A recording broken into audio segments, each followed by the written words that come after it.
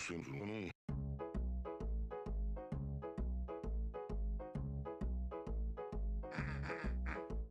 Just tip, reach, party, lily pong, and sit and floor.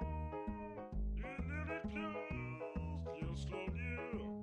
So coldly in your mama's floor. Just tip, reach, party, lily pong, and sit and floor. You nearly closed your slow you. So coldly in your mama's floor. Jesus tell på holde kvinder Last blå ikke bedst på Just nul tem du bra hadje vel I livet på jeg vil slå Just med blå mit blod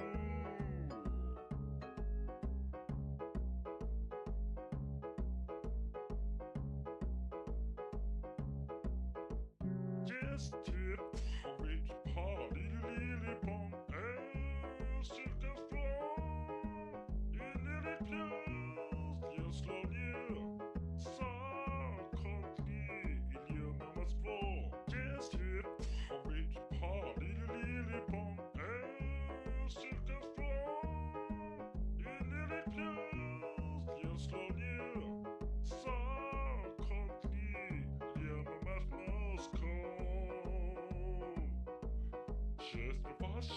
Jesus tell på holde kvinder Last blå ikke bedst på Just nul tem du bra hadje vel I livet på jeg vil slå Just med blå mit blod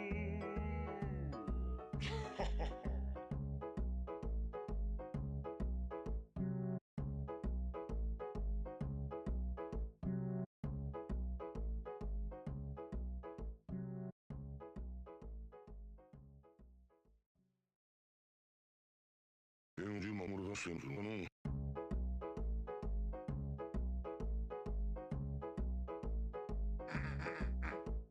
Just tip reach party lily pong and sit and floor.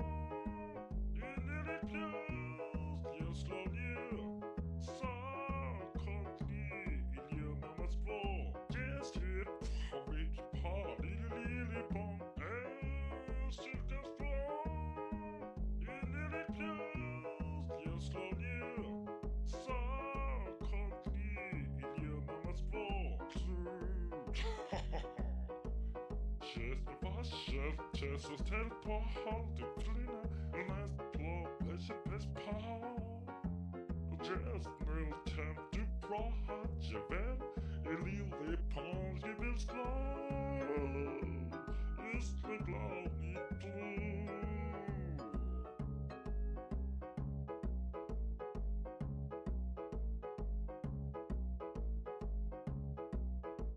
Just tip reach party lily pong and sit and floor. You nearly closed your slow you. So coldly in your mama's floor. Just tip reach party lily pong and sit and floor. You nearly closed your slow you. So coldly in your mama's Jesus tell på holde kvinder Last blå ikke bedst på Just nul tem du bra hadje vel I livet på jeg vil slå Just med blå mit blod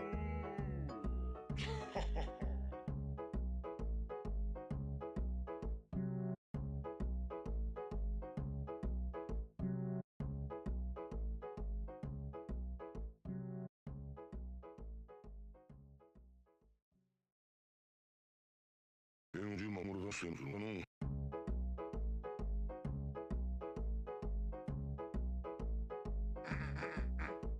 Just tip reach party lily pong and sit and floor. You nearly closed your slow you.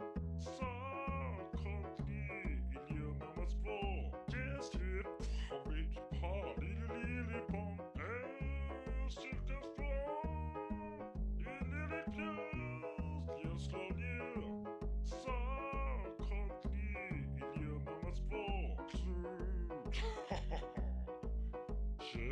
chef, Jesus tältpå, halvduktlina, nätblå, bäst på. Just nu temp du bra, hade väl, liv i pans, jag vill slå. Just med glad mitt blod.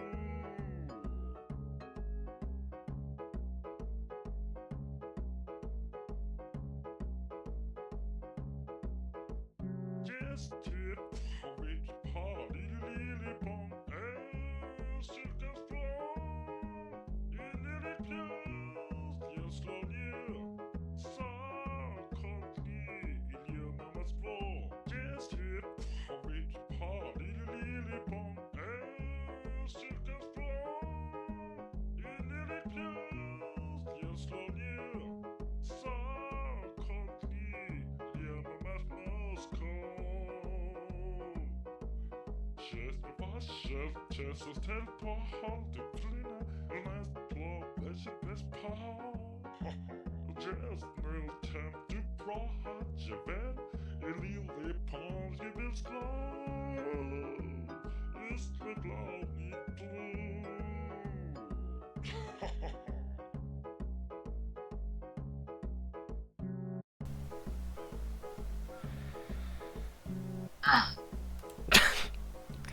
Great starting noise.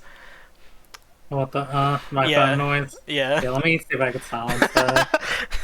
Don't do not disturb now. Okay. We have started. Hello, everybody. We are starting with we're playing a very special game today on a very special day. And you might not be able to see me on the stream yet, and that's because I have a fun new model just for this. But first, I want my guests to introduce themselves. My name is Kara. I was on the analog horror stream. For anybody that watched that one. I have no need to introduce myself more than that. Hi, my name is Kim. I can read. I'm the one who got Atticus into this game, and he invited me to come hang out and help out with the stream. I also stream myself very, very rarely. It's been like a year because I have Hime Hajime syndrome. That's just how it is. Perfect. Thank you both. I have almost beaten Umineko. I'm in the last chapter of the answer arcs.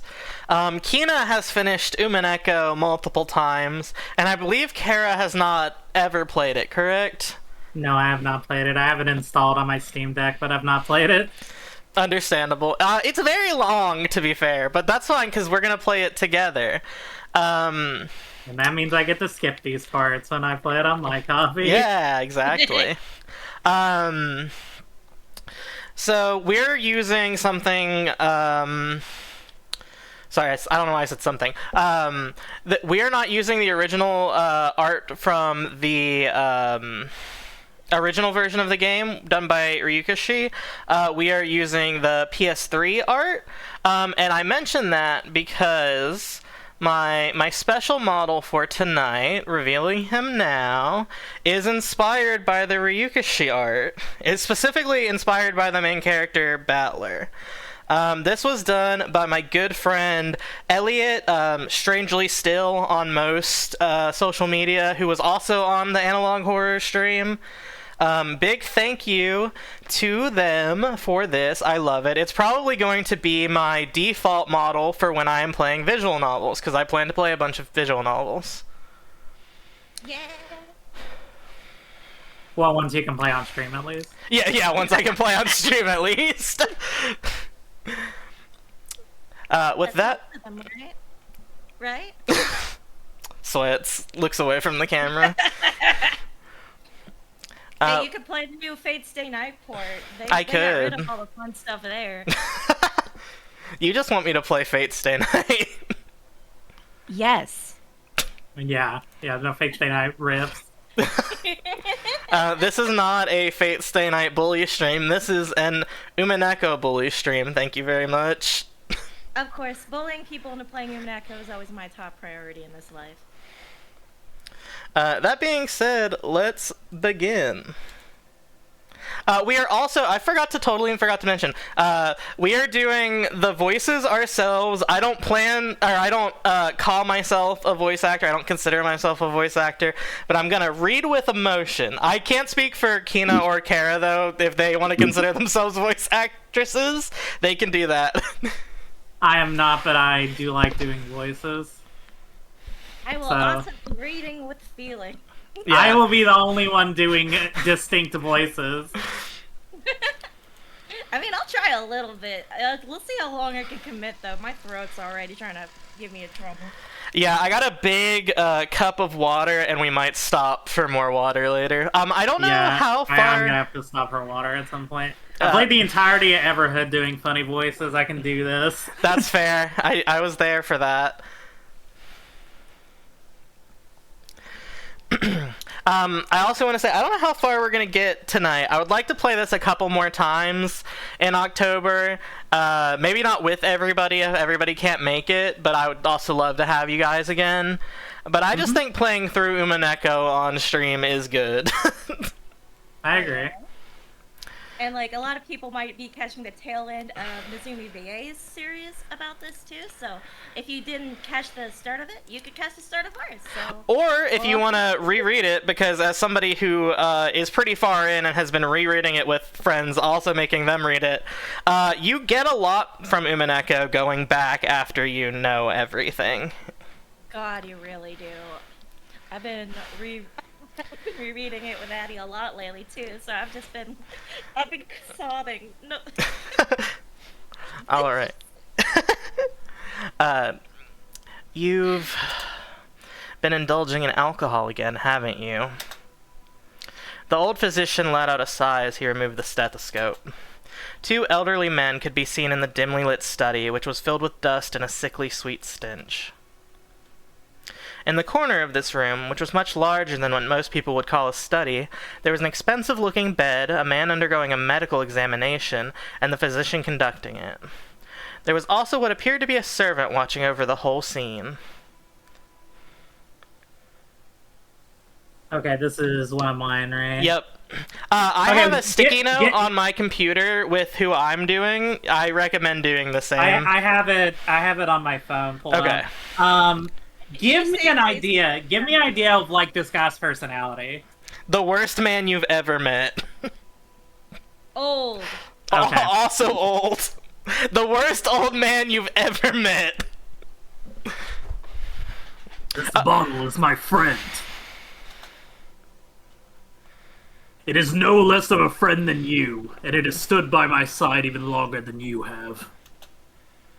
The man who had bared his chest for the stethoscope spoke unapologetically as he straightened out his clothes. Kinzo-san, your body only appears to be well thanks to the effects of the medicine. However, if you continue to drink such strong spirits, the treatment will become meaningless. Trust my judgment. Temper your drinking. I thank you, though only for the sentiment. My friend. Genji, League of Legends. Give me another glass. Water it down slightly. That way Namjoon can save face. Are you quite sure? After eyeing both the master who demanded the alcohol and his doctor who forbade it, Genji, the old butler, silently gave a slight nod and carried out his master's orders faithfully. Nanjo, the man's personal doctor, let out a deep sigh once again as he watched the butler busy himself alongside the liquor cabinet. There was a smell filling up the room. This sweet, poisonous aroma felt as though it melted the heart if not the soul itself. It was the smell of that venomous green drink that the man couldn't bring himself to part from. Nanjo, you are my close friend of many years. I am deeply grateful for all that you have done to keep me alive this long. I have done nothing. After all, you never listen to my advice as your physician. And you never listen when I warn you about a mistake. Fuck. And you never listen when I warn you about a mistaken chess move you're about to make. It seems we're even. My lord. Thank you. I wouldn't die if I ran out of your medicine, but I would if I ran out of this. With one eye on Nanjo, who had his face set in a resigned expression, Kinzo took the glass that Genji was holding out to him. There are probably very few people who would associate the venomous color which filled the glass with an alcoholic beverage. Nanjo, be honest with me. How much time do I have left?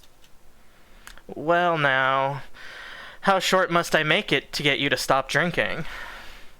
Nanjo once again let out a sigh of resignation. As he watched Kinzo down the glass regardless, he spoke. You don't have much time. What precisely do you mean by that? Let us illustrate it with the chess game here. You are closing out the game quite well, but I do not ultimately see you cornering my king. Nanjo's gaze was directed at a side table with a stately chess set placed on top of it. Judging by the positioning of the pieces, the match was well into the endgame. The black rook and bishop were cutting deeply into the enemy lines. The white king had already been castled and cornered, so that even an amateur could see that the match would reach its conclusion before too long. Every time Nanjo came to give a medical examination, both of them would make a few moves. Nanjo was stating with confidence that Kinzo would most likely fall into his eternal sleep before this game could be concluded. These were less the words of a physician than they were the words of an old friend. Were you a normal patient, I would recommend that you write a will at this point. What is a will, Nanjo? Handwritten instructions to the vultures on how to devour and scatter my corpse? No, not at all. As the word suggests, it is a way for you to record your will for later generations. It is far more than just a means to divide up your inheritance. Huh. And apart from the division of the inheritance, what might I write of? What is a will? A miserable little pile of secrets! What is a will? A miserable pile of secrets and inheritance. So much more real for this game than you have any idea of, Megan. Oh, there's your regrets and matters you have left unfinished. Things you want to be passed down, and things you want to tell. Anything you want. Things I want to be passed down and things I want to tell. Ridiculous. How do you pronounce my last name? Ushiramiya. Ushiramir Kinzo, have not one thing I want to tell or leave behind. I was born with nothing. I will die with nothing. There is nothing I wish to leave to my foolish children. Even if the end were to come today, even if it were to come right now, I shall accept the fate of death without a trace of fear. Kinzo. Oh. Oh, I thought it was Genji for some goddamn reason. I can't read. I think I am gonna, personally, you guys don't have to drop the honorifics, just because it makes me self-conscious every time I say one, I'm not gonna lie. I'm not dropping them. That's fine. That's Personal choice That's for fair. everybody. I would just rather not be offensive on accident. And I don't trust myself to not do that. What do you mean offensive? That's what they This say. isn't Like this isn't mispronouncing like it, I mean. reading, man. That's This is not- honorific. They're meant to make it more polite. Is there any honorifics that are that confusing to pronounce? Don't put me on the spot. That's fucked up. You can It's do like- whatever you want, Eddie. It's All right. okay. I'm just trying to reassure you. I created everything. My fortune, my prestige, everything. Those were built up by me, and they will be lost along with me. There is nothing I wish to leave behind. Nothing. After I'm gone, I care not if it all goes to waste. I desire no tomb, no coffin, Those were the terms of the contract I made with the witch. When I die, everything will be lost. This has been part of the promise since the beginning, and that's why nothing will be left behind. There is nothing I can leave behind. After reaching a furious crescendo, Kinzo suddenly slumped over. His expression was limp and feeble, as though an evil spirit had possessed him and then left. It's the witch! However, I do have one regret. I have nothing to leave behind, but there is one thing I cannot leave undone. You would do well to write it down. Of course, it would be best if you could finish before your time comes. However, even if the worst happens, those who come after you will carry it to completion. You must leave behind your regrets so that they can be resolved, even if you are unable to do so yourself. That is the purpose of a will. When Nanjo tried to gently pat Kinzo's shoulder, the dying man flew into a sudden rage and batted away Nanjo's hand. That is no good! No good! No good! It must be done while I still live. At the moment of my death, my soul will be devoured by the demons of the contract and wiped out of existence. For me, there will be peace or another world after death. That's why everything must be done before I go. That's why a will has no meaning for me. And if I had time to write such a thing, if I had such time to spare, I'd want to see it. I'd want to see it one more time. I want to see Beatrice's smiling face one last time. Oh, Beatrice, why do you resist me so? I would return everything you have given me right this very moment. I am prepared to lose everything. So please, show me your smile just one more time. Beatrice, I beg of you. You must be able to hear this final plea. That's the kind of woman you are. I beg of you, show yourself to me. You're here, aren't you? You're standing there, invisible, listening to every word I say. And even now you're mocking me from somewhere in this room, aren't you? Please, appear before me one more time and smile. Feel free to scold me, even. Snatch away my life by your own hands if you wish. I don't want to die alone like this. I cannot let myself die until I've seen your smile just one more time. Beatrice! Beatrice! I offer up this life of mine. I offer it up to you. I'm begging you, Beatrice. Damn. I'm sorry. Now I get the funny video. You got to work hard right out the bat. I'm sorry. Yeah, I'm sorry. How's my evil old man voice? It's really good. I think you're a great Kinzo. I think I was talking to Kina about you being a great Kinzo, wasn't I? Yeah. How much is he in this game? Does he die? Like right at the beginning? Because Don't worry about that. About to die. I'm just like, how much do I have to do that voice? Don't worry about it. Yeah, not that I can't. I can't really answer that question. No, I know. It just really felt like he was literally just about to die. You will have to do it again. It won't be that often. Yeah, that's a good answer. That's fine, yeah. Yeah, all of these voices are going to be equally strenuous for me, so it really doesn't matter. I was just curious. This LP really is like all the question mark spoilers. Yeah. Oh well. The only reason I even said that I was just like, the man's like having a breakdown. Yeah. No, he's... Well, I don't want to say he's more normal, because I think calling Kinzo normal at any point in his life is not correct in any form. But... I understand. He's less screamy, I think. Normally. He's pretty screamy. But that is definitely peak Kinzo tantrum. Yeah. And yeah, they do be saying Beatrice's name in this game like she is the fucking Beetlejuice. I know. Be a creature! I noticed it was spelled weird.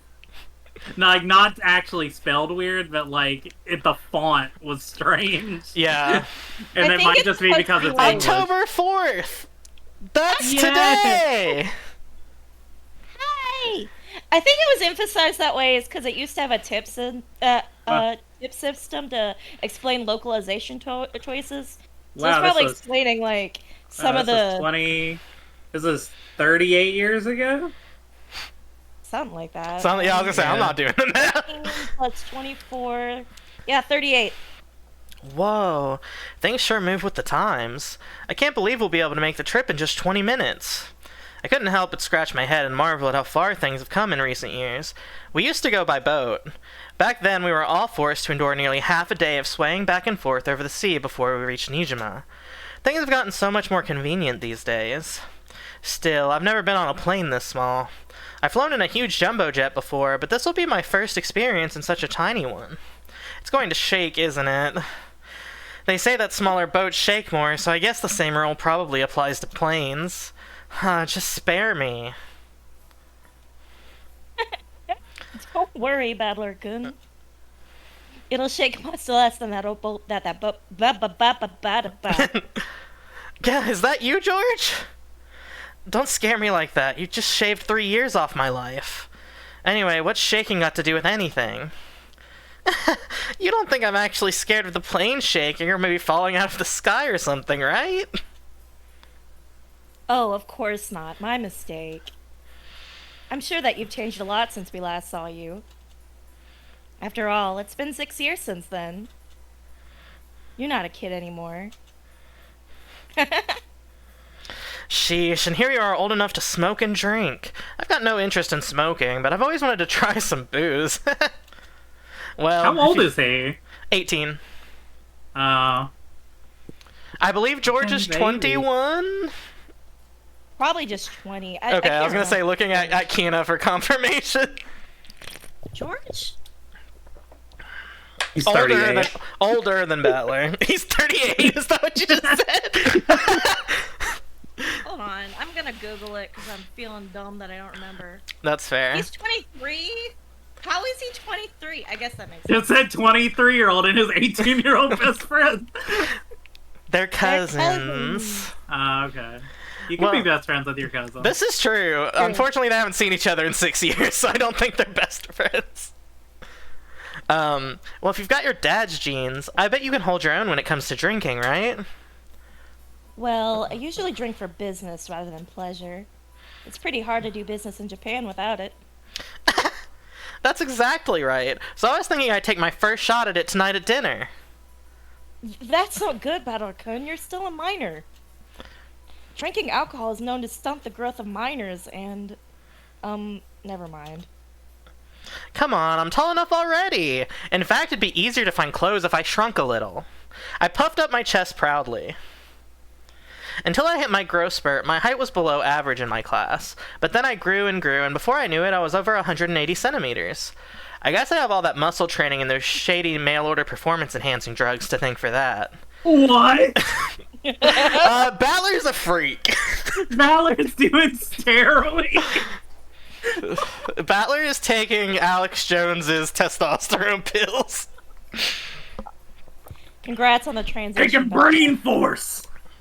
Yeah, brain force. Before then, I'd never dreamed that I'd shoot 10 centimeters above George, who'd reached his peak height early on. Damn. I'll bet my relatives all say, "Look how big you've grown, Battler," or something. That kind of thing is really embarrassing, so I hope they cut me a break.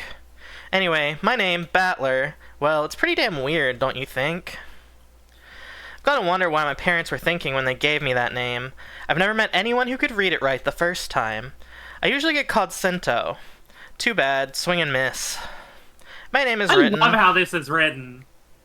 This is written really different than I'm used to visual novels being written. This is like, and I mean this like positively. This is like crash cut onto him like slamming against the wall. He's just like, I bet you wonder how I got here.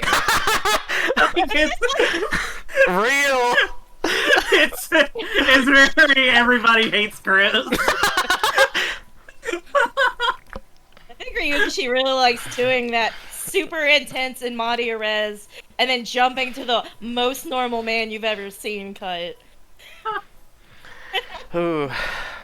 I didn't mention when we were starting stream, but until you got me into it, Kina, I'd never read Umineko, but I had read Higurashi, which is kind of written very similar in my opinion. I think Ryukishi has a very specific writing style. Oh yeah. I know I've only finished like the first chapter of Higurashi, but I definitely meant that when I brought up Ryukishi doing that same intro. Yeah. Higurashi episode 1 has that same intro, starting with fucking Keiichi with the bat, and then bloody blah, it's time for the town being cool. Yeah. You're like, damn, okay, how do we get the fuck there? There's a reason that Higurashi and now Umineko, I know I haven't technically finished it, but I'm in the home stretch and can say I think it's one of my favorite visual novels. I think there is something about his writing that's just very refreshing as someone that likes the genre. Not to say that a lot of stuff is written in the same way, but there's just something different about his writing, in my opinion. Which one was first? Higurashi. I think 9 out of 10 people would agree it's probably better to read Higurashi first, but they're standalone enough that you can mix and match. Yeah, they are standalone enough that you can...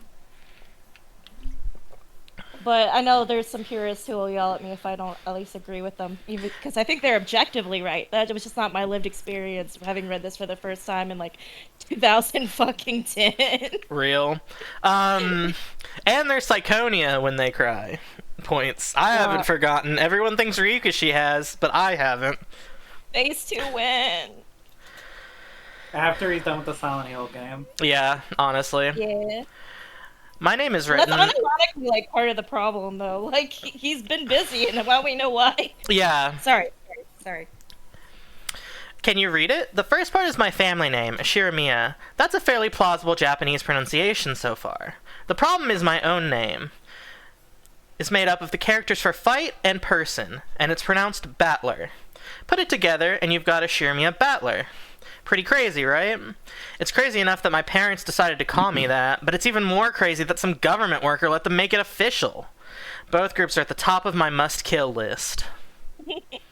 Anyway, this is one of my cousins. His name is, pronounced Shiramiya George. He's 5 years older than me, so he's probably turning 23 this year. Since the Ushirimiya cousins consist of 2 boys and 3 girls, I ended up playing with George all the time. And because I've always thought of him as a big brother, I still call him Aniki today. Aniki. See? Yeah, but we can correct you. We know the pronunciation because we watch too much anime.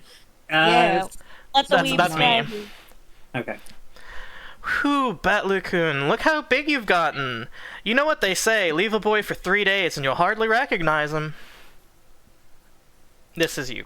Okay, what is her personality? I feel like she's like big sister coded. Oh, yeah, Ara mom. Ara mom is right. It must be in his blood, I suppose. Rudolph wasn't that tall either, until around his high school years. Perhaps people end up taller if the growth spurt comes late. Nah, it's nothing special. A real man needs to be tough on the inside, too. Exactly. Battler-kun here knows how it works. Real men win or lose based on what they've got on the inside. Can't ever forget to keep up your training and discipline. You do that, wait very alertly for the perfect moment, and strike. Now even I never imagined I'd become the company president I am today, master of my own domain. Yep, to think I've come this far after starting out penniless and ruined. This portly and slightly chubby man is George Aniki's dad, Uncle Hideyoshi. He's the husband of Dad's older sister. In other words, we're not blood related. He's nice to children, sociable all the time, even quick to give out some spending money to us kids. Simply put, he's an awesome uncle. He speaks in an odd way and very noticeable Kansai-style dialect, seemingly of his own creation, but he's actually a natural-born Kanto man. Apparently leaving an impression is everything in the business world, so speaking in a different style than other people is an act that makes him stick out more. However, I hear that he gets embarrassed when talking with an earshot of a real Kansai person, so he switches back to standard Japanese. I don't really get it, but he's definitely an interesting person. Motherfucker's got a fake southern accent. Yeah. He does. Is the equivalent. Alright. If only you weren't so quick to brag about your life story. That's enough for now, I think. I'm sure Batley-kun's getting tired of it. aren't you? Nope, not at all. Nothing wrong with that. I think it's pretty cool for a man to have some stories he can brag about. I don't have anything like that at all. Oh, really? I'd imagine a man with your looks would leave girls crying left and right. So I'm in trouble believing that you have nothing at all to brag about. No. You're joking, right? Of course When you're nothing on weird Call like Too that's Hot. ever happened to me. Real. In fact, if you know anybody, I'm all ears. Oh, I'm sure you do have some stories. You must tell your aunt all about it later. I don't remember this Ava sprite. I don't think I've After ever seen all- her fan out. Sorry, go on. After all, George never comes to me with anything of the sort. Might not be in the 7th expansion version. I mean, like, the Also, 7th thank you, Strangely Still, for helping me look very smart in my suit.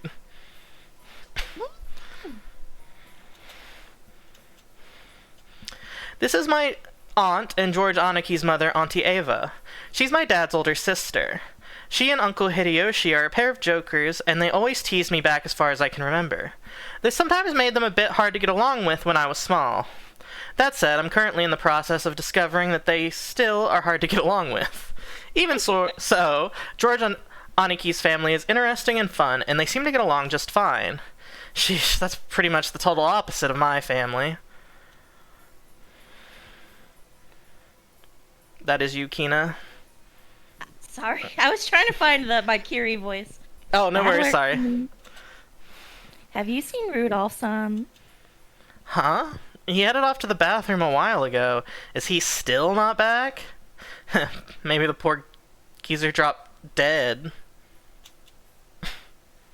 That's no way to talk about your own father. Still, this isn't the first time he's taken so long in the bathroom.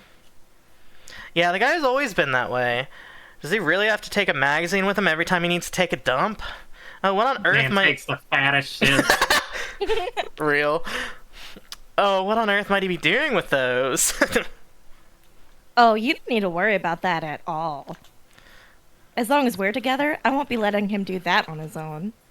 Oh, I'll have to get the juicy details later. What a... What? Rudolph is not allowed to masturbate on his own. Punished Okay, for... who is she? Who is she? Well, he's probably about to tell us. Yeah, he will. Sounds like Dad's got his balls in an iron grip. You know exactly what would happen with that man if I didn't keep a tight grip, don't you? Oh, no kidding. You're the only one capable of reining in that old bastard. As a son, I'm more than happy to let you take over. Yes, leave it all to me.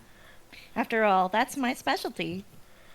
This woman is my dad's wife. Her name is Ashirmiya Kiri.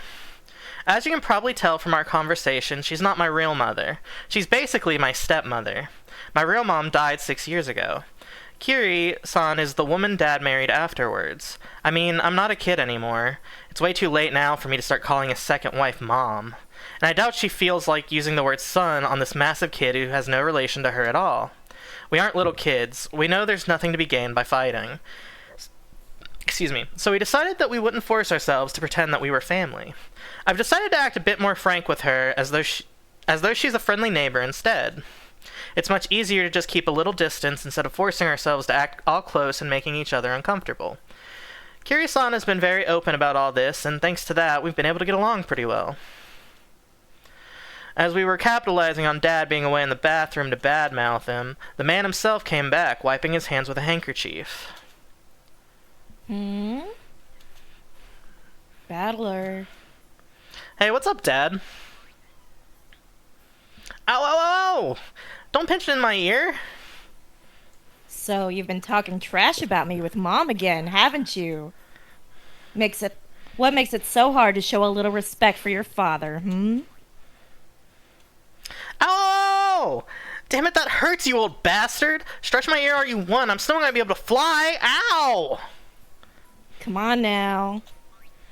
Upwards, upwards, sideways, sideways. Round in a circle, back the other way. Multiplier maxed out with an extra ×2 on top.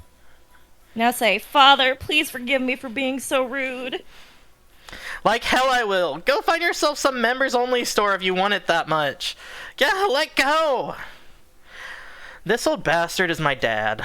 I think I'm pretty tall, but Dad's about the same height. It's probably no surprise that Auntie Ava started talking about Dad's blood when she saw my height. By the way, my height isn't the only thing I got from him.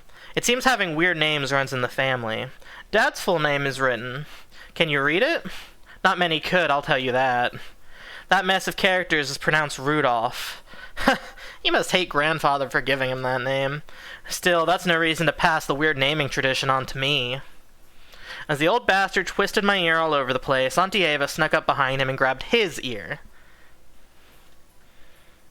Hey, Rudolph. Don't take your frustrations out on the kid. Yeah, that hurts, Anaki. The scene before me was a perfect realization of the trope of the older sister who deals out punishment to her prankster younger brother despite his size. I think that's good enough for now, Ava Nason. I'll make sure to stretch out his other ear later on. Oh, my apologies. I must leave some pulling for you to do, Kirei-san. Rudolph, make sure Kirei-san gives you lots and lots of punishment later on, alright? You're one to talk, Anaki, bullying your little brother like that. Hideyoshi Nissan, I'd like to thank you very much for picking her up. If you hadn't been so generous, she'd still be unsold in the store. You have my gratitude and apologies.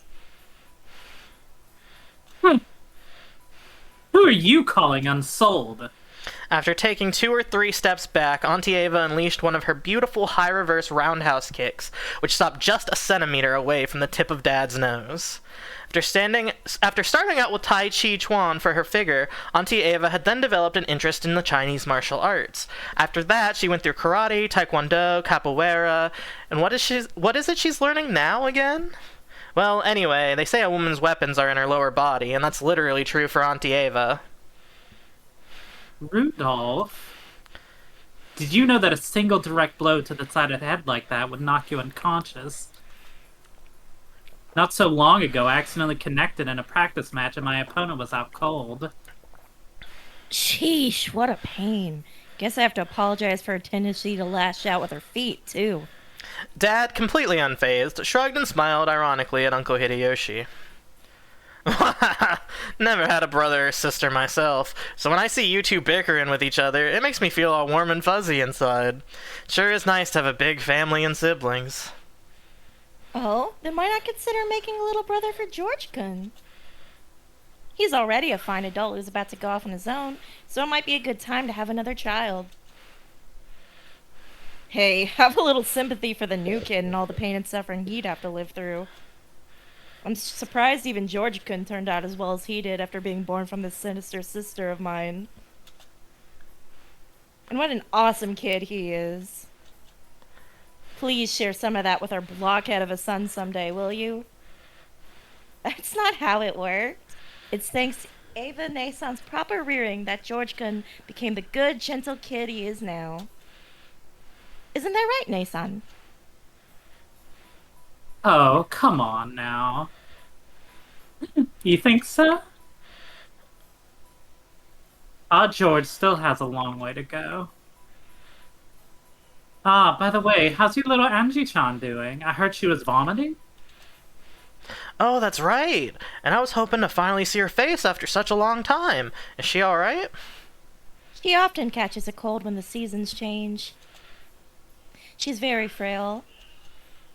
I did want to bring her along, but we decided to have my family look after her this time. Okay, before I say this, I did want to... Okay, do y'all think that the idea of what colds are in Japan are very different than what we think of as colds? Oh, yeah. Every time I see a cold, and like they're fucking fevered, they can barely move. In this case, they're vomiting. It's just like, that's not a cold to Americans. That's not what a cold is. So what the fuck? Yeah, maybe they mean the flu. Maybe. But like, because it is always so much more serious. I think a cold encompasses everything from a cold to a flu that isn't really diagnosed by a doctor as one or the other. They just don't go to the doctor to get formally diagnosed. Yeah, because I would probably say I had the flu in a situation like that, or like a cold, not knowing what I actually had. Okay. I think that's a wise move. She'll be on the mend faster if she's not exposed to that toxic head house. A child's health is always more important than an adult's convenience, don't you think? I know some great medicine for vomiting colds like that. When we get back home, I'll send it over right away, so be sure to give her some. Thank you very much, Hideyoshi Nissan. I'm always in your debt.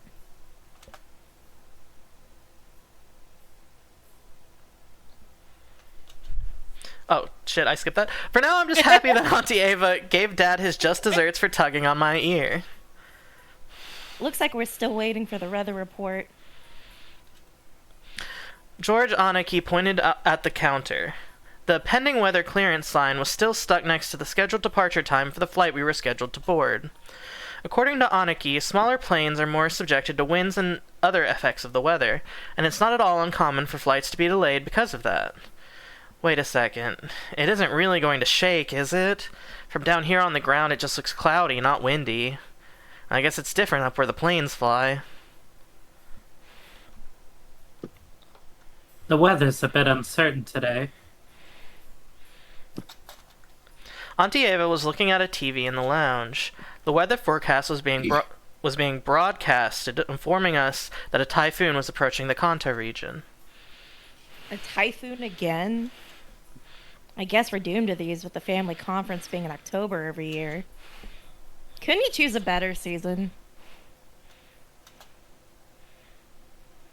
I agree. I had always hoped that... I agree. I've always hoped that we could have it sometime around the Obon Festival in mid-August.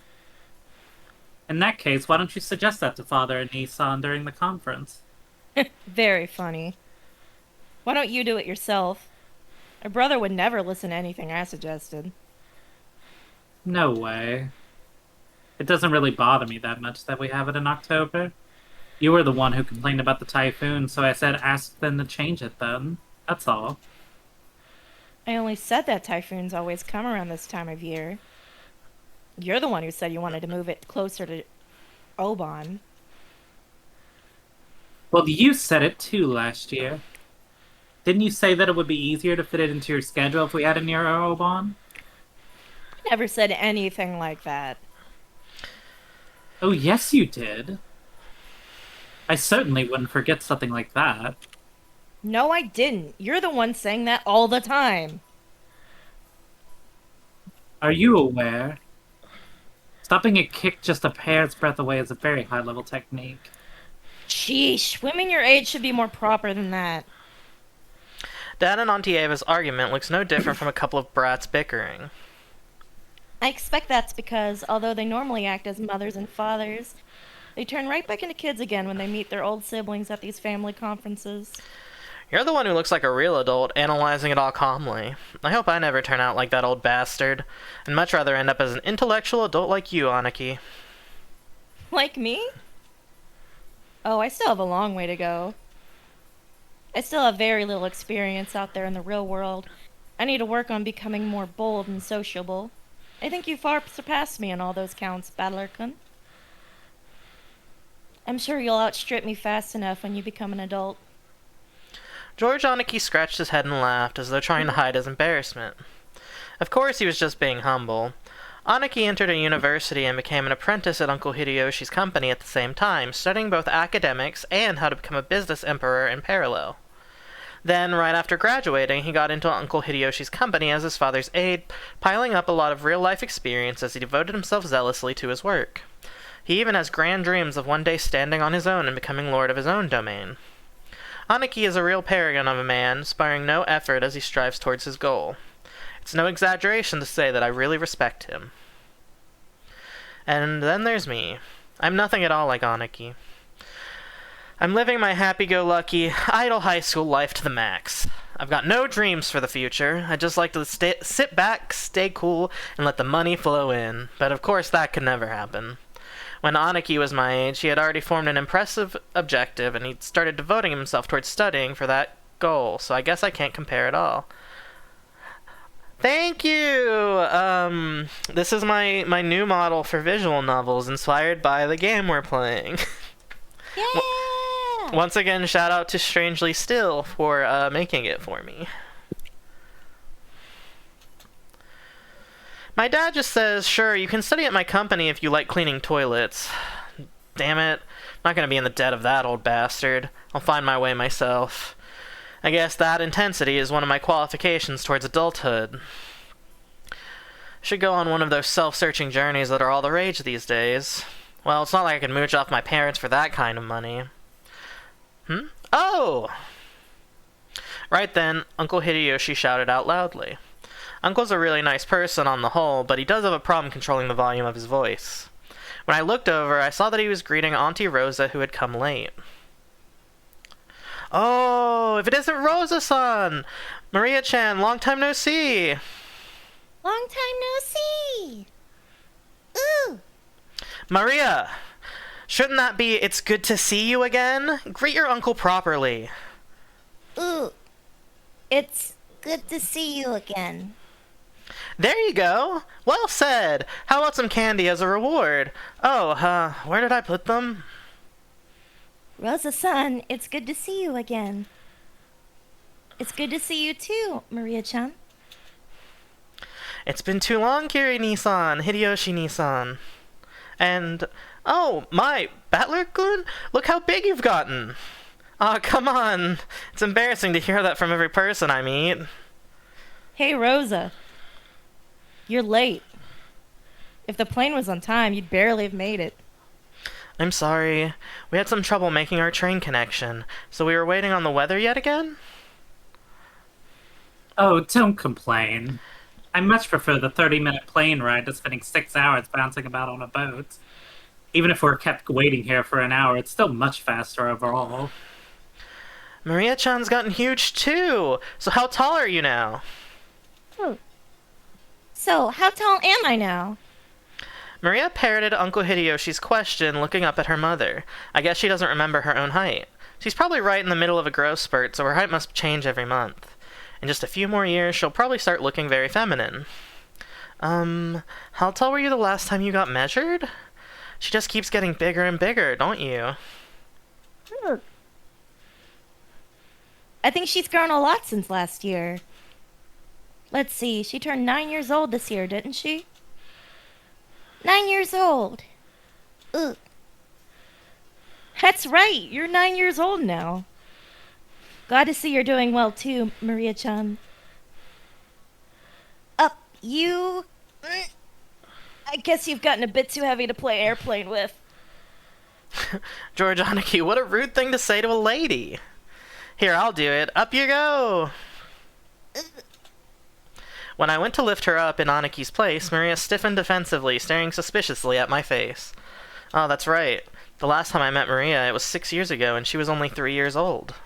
Of course she doesn't remember my face. Also, we love Maria, Queen of Autism. We love her. Maria-chan, don't you remember? It's Battler-kun. You used to play together, remember? Ugh. I doubt you'll have any luck. The last time she met Battler, she was only 3. You don't keep memories at that age.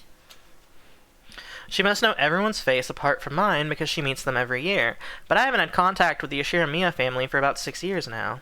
So it's no surprise that this 9-year-old girl doesn't have any memories of me. Even I can only just barely remember her being a 3-year-old crybaby. Maria, this is Battler Oni-chan, Uncle Rudolph's son. Understand? Uncle's son is... Uncle's the son?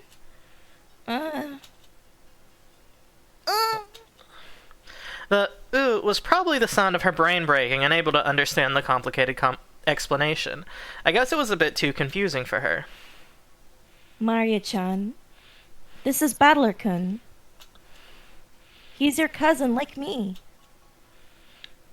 Like George Oni-chan. Battler? Cousin? Ooh. That's right. You got it. This part of Aniki is what makes me really look up to him. For someone who isn't married, he's just great at dealing with kids. I'm sure that'll be an indulgent father in the future. Battler Oni-chan? Maria looked straight at me with a questioning expression as though asking whether it was alright to call me that. Yep, that's me, Battler. Nice to meet you, Maria. Battler.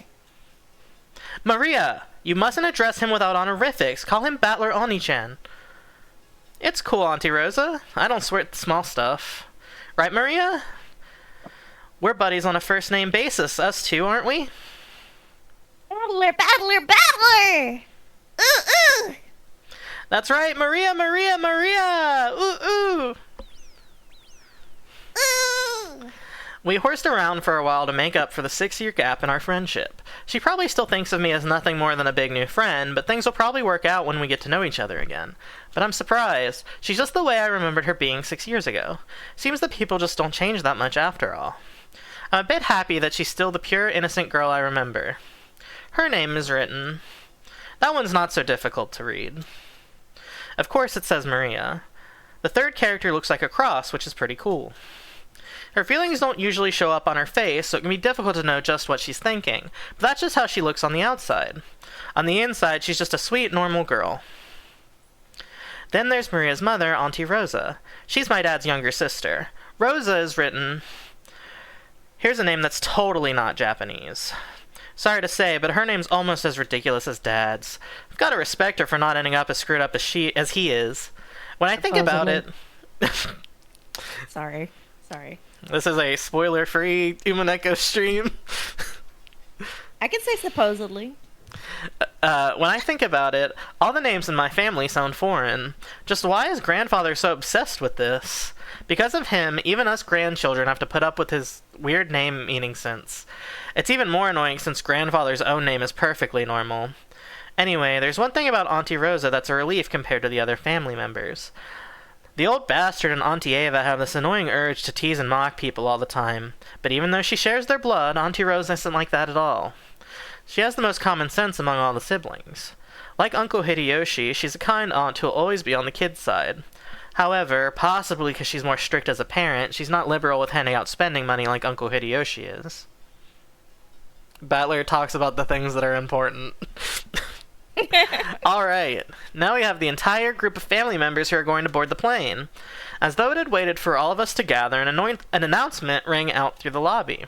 Our apologies for the wait. Boarding will now commence for Flight 201 to Nijima. Looking directly into the camera with these Rosa descriptions. Real? I keep saying real on this stream, but like... Can you get a load of this guy? We ask that the passengers please form 2 lines in front of the counter behind the white line. Rosa, you still haven't gone through boarding procedures, right? Hurry up.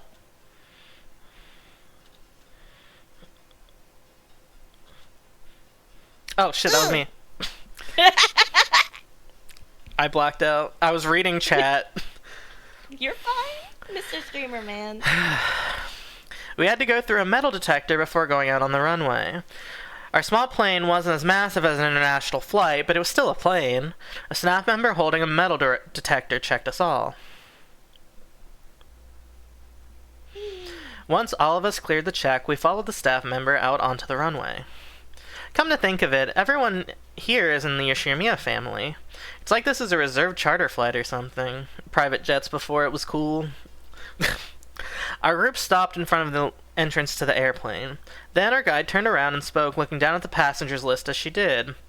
Boarding will now commence. As I call out the names on the passenger list, please take your seats in order, starting from the front row on the right side and going right to left, then on the next row. I will now begin reading the passenger list. Ashirimiya Hideyoshi-sama. Oh, I'm first. Right here. By the way, do you have the candies, Ava? I've been looking all over for them, but I can't find them. Ashirimiya Iva-sama. They're in my handbag. I'll get them once we're inside the plane. I've heard that candies are a good way to protect your ears from hurting due to variations in atmospheric pressure when landing or taking off. That's probably what they're talking about.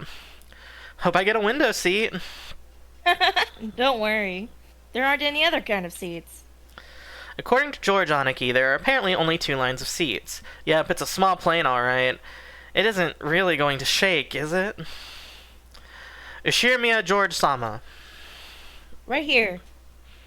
Don't worry, Battler-kun. It won't shake too much. Ishirimiya Butler-sama. Aniki, how much is not too much? You can just swim if you fall from a boat, but if a plane crashes, you're screwed, right? We all got our own parachutes in our seats, don't we? Wait, we don't? Ushimiya Rudolph-sama. Come on, Battler, quit being a wuss and get in. Ow, Dad! Don't push me! We don't get parachutes! Ushimiya Kiri-sama. Alright, stop fooling around. Let's move along. Oh, Kiri. Don't push me. This blockhead isn't moving forward. Ushimiya Maria-sama. Forward, forward. Ushimiya Rosa-sama. Maria, keep quiet. This is your pilot Kawabata. We'd like to thank you for taking New Tokyo Aviation's Flight 201 today. We estimate the flight to Nijima Airport will take about 20 minutes. We are receiving reports of atmospheric turbulence. There might be some shaking of the aircraft, so we ask that you do not unfasten your seatbelts after takeoff. Aniki, that guy just said we needed to wear our seatbelts? In a jumbo jet, they let you undo them after takeoff. So it's gonna shake so much we just can't take them off? Damn it, you tricked me! It is going to shake after all! Where are the parachutes? I knew I should have taken the boat!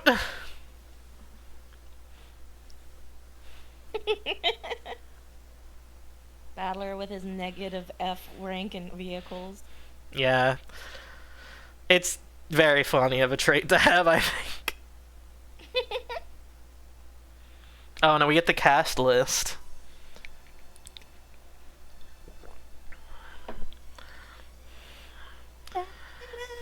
I think after it does the cast list, we'll do a quick BRB. If that is okay with everybody. Yeah, I can refill my water. Yeah, I also need to refill my water. Hydrate. I'm so glad I got to be Maria. I love going ooh. We salute the Queen of Autism. Now is actually a perfect moment for me to show our new, better Twitch emotes in the chat. Atticus 7 for Maria, everybody. Woo!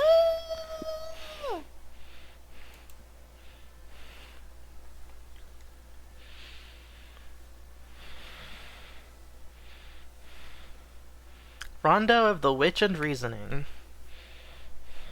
What does rondo mean? Because that's in Japanese. Like there's like It's a rondo loop. of blood. It's like a musical term. It's a repeating loop.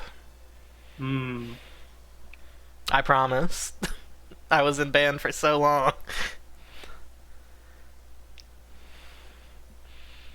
Okay, I will pop a save. Perhaps. There we go. It wasn't letting me. It seems like a nice family. I can't wait to see how that completely gets undone. For real. I'm gonna move to the BRB screen. We're gonna be unmuted though, so yeah, everyone will hear you, so be aware of that. Okay. Enjoy the sound of my door opening and closing as I go to make no more gamer subs. Real. Not sponsored. Not a sponsor, but they could be.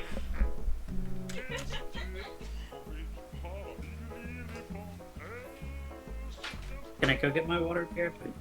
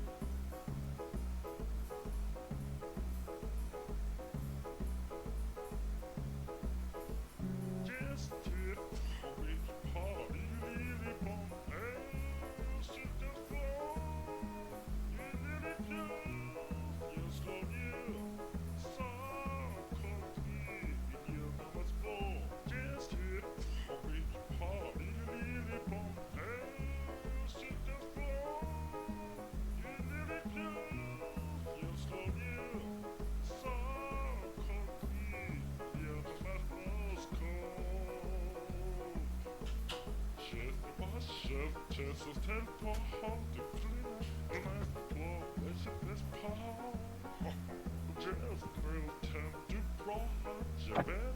And leave the pawn in his glove. It's the glove you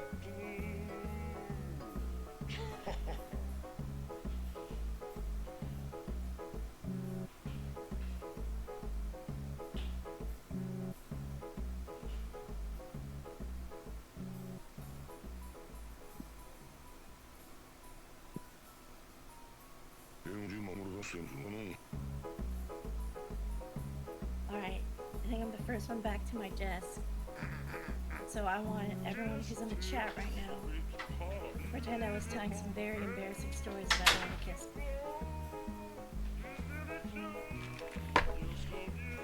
I can't see the chat right now, so I'm gonna have a lot of faith in you guys. Not to I tell lived. Anarchist the embarrassing stories I was telling about him. Oh no! Sweats. While I'm thinking about it, and since I mentioned the better Twitch TV emotes, thank you to Cosmic Cryptid, who was in the chat earlier, I don't know if he still is, friend of the stream, who made those for me. That's fine. I have many artist friends, and I love to throw money at them for my stream. Is everybody ready? I am. I don't think Kina's back yet. Huh? I've been talking for like a minute. I can hear you. Oh, you sound okay. She sounds very far away, but I did turn her down a bit earlier, so I think she just got shifted from her mic for me slightly. Yeah, can you get a okay, little we're good. closer to your mic, perhaps? Sorry, I've been like holding it up like this whole time because I get this complaint a lot that I sound far away when it's on my desk. So I've been holding it like a pop sensation. The ideal way. Idol! Should have taken the boat. The boat. Hello? There we go. Gonna fall! Gonna fall! Ooh! Maria, that's enough. But what a surprise. I thought there was nothing that could scare Battler-kun.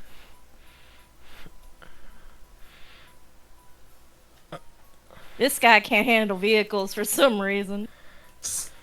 My gay ass son. Yeah. Always yells about Pansy ass falling fear and vehicles. and stuff. Sorry. You're a disgrace of a man, you are. I mean, that's That basically was- what he's saying. She wasn't wrong. Yeah, that's My why I was pussy ass laughing. son. Shut up. I would be saying something worse if we weren't on stream. Yeah, fair. Shut up. That thing was seriously shaking way too much. I just got a little stressed since it was my first time on a small plane like that. You call that a little stressed? Sounds like it'd be fun to take an overseas vacation with you, Battler-kun.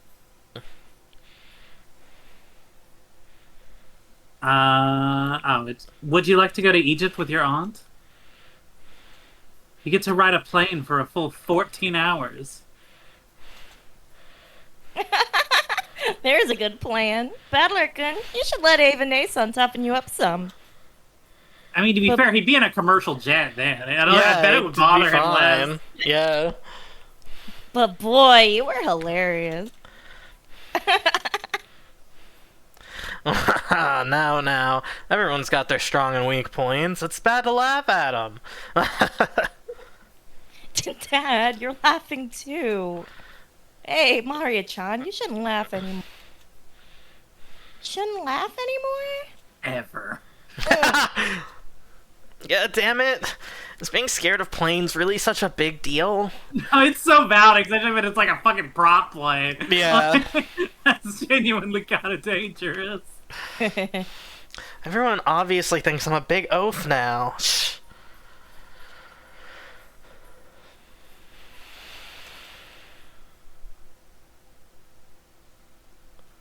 We split up and took separate taxis from the airport to the harbor. From there on, we would be taking a boat to the island. The islands are right next to each other, so it's not that far. It would be a leisurely 30 minutes by boat. As we arrived at the pier where the boat to the island was anchored, we saw a silhouette waving its hand. Okay.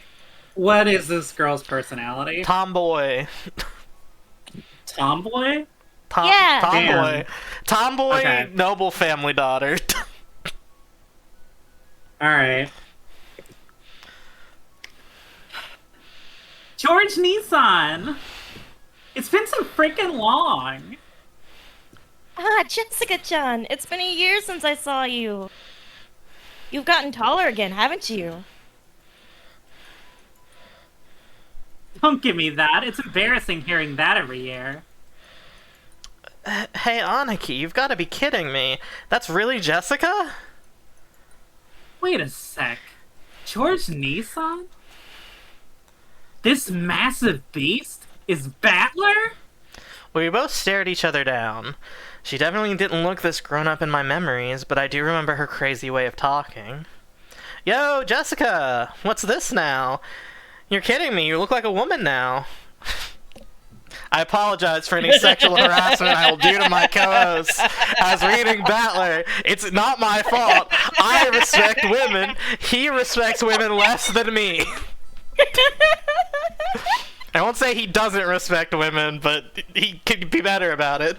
He's a Japanese man in 1986. Yeah. Well, what are these boobs? Even you managed to get a chest. Let me rub them, let me! Screw you! I'm a blushing flower of 18. Just like her hair grows out, so will other stuff. You think I got boobs just so you could go and rub them, loser? And what about you? Got anything to back up that ridiculous size? Did you remember to grow any actual muscle? You better believe it. I'll show you how much training I've piled up since back then. Oh, cram it.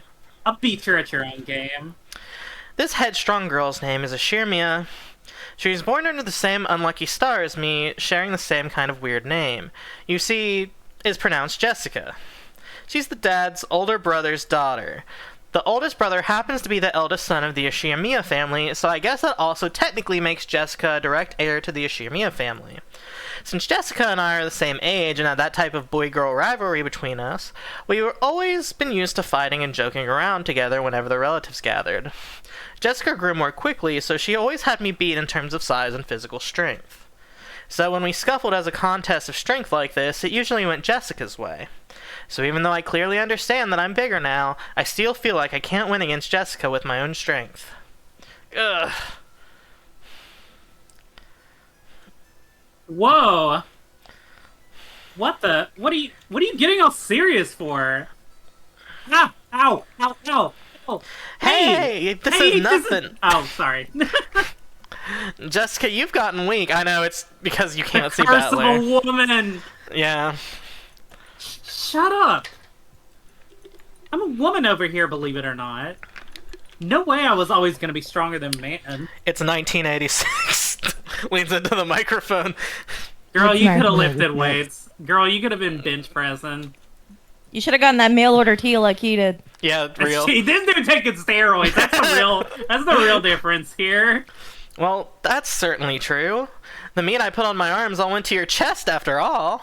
Looks like it'd be a pretty even test of strength between my arms and your boobs, don't you think? I told you, my boobs aren't for you to fill up. Why are you filling up your cousin, you freak? Besides, how about you and your height says you're an adult, but what about your other places, huh? What does she mean by that? She's talking about Oh your dick. no! Stop grabbing your cousin's cock! Stop it, idiot! No, I'll be ruined for marriage. yeah. None of the views in Umineko reflect the views of the panel, and we are not sexually harassing each other. Not last forever. Yeah. Comes up sometimes, but not that much. Stop it, idiot! No, I'll be ruined for marriage. Don't touch me in strange places. Don't say stuff people are gonna misinterpret. I'm sorry if this looks gay to the viewers. Tails. I'm sorry if this looks like incest to the viewers. Honestly, I was so surprised at how feminine Jessica had become that I had to seriously horse around to hide it. Well, yeah, considering what a bossy brat she was 6 years ago, anyone would be surprised. And I guess she's just as surprised. She definitely wasn't expecting she'd lose to me in a test of strength. After losing that easily, she must be shocked at how much I've grown in the past 6 years. 6 years. Once again, I'm being shown just what a huge gap of time that was. Crap. Total defeat. It's like I'm no match for you anymore. That's not true. Even Battler-kun must have his weakness. Right, Maria-chan? Gonna fall, gonna fall! Don't, Maria, let's keep that a secret, okay? Fall? What the hell's that? Sorry, but you won't be seeing that weakness of mine now. After all, the nightmare plane trip is already over and done with. Only thing left is the nice, quiet splashing of the boat trip. I never thought I'd become so fond of that piece of junk boat.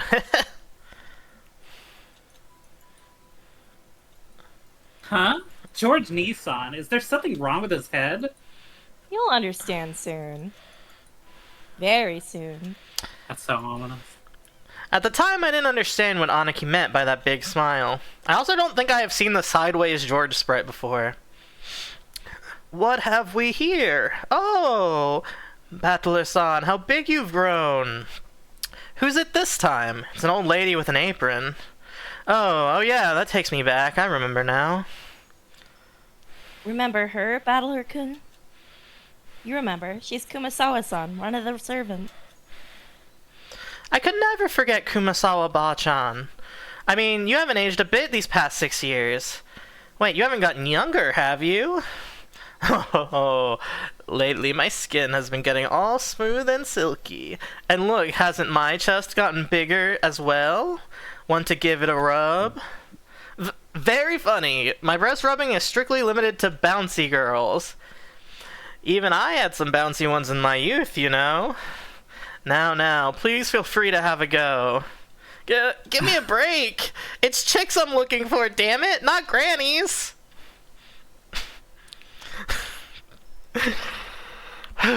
Sorry. Weak. Yeah, real. The jokes I'd cracked about Jessica were being used against me. Come to think of it, she was always the type to tease people. Kumasawa-san, stop that now. People with one foot in a coffin shouldn't jump around. To sport with the young is the best rejuvenation medicine. It's rare for you to come pick us up, Kurosawa-san. What curious turn of events is this? Normally, whenever you're entrusted with something to do, your lumbago always... Lumbago, it's lumbago. Your lumbago always kicks in. Oh, Eva-sama, you're as harsh as usual. I found myself with some urgent purchases to make, and while I was at it, I thought I could come welcome you all. Although it does give a bad impression if the one waiting to greet you is a decrepit old woman. Auntie Ava spoke sarcastically, but Kumasawa Ba-chan's years of experience were nothing to sneeze at. She was more than capable of smoothly and coolly letting the comment slide. Well, I'd rather not say it, but old Kumasawa Ba-chan's may be past her prime as a servant.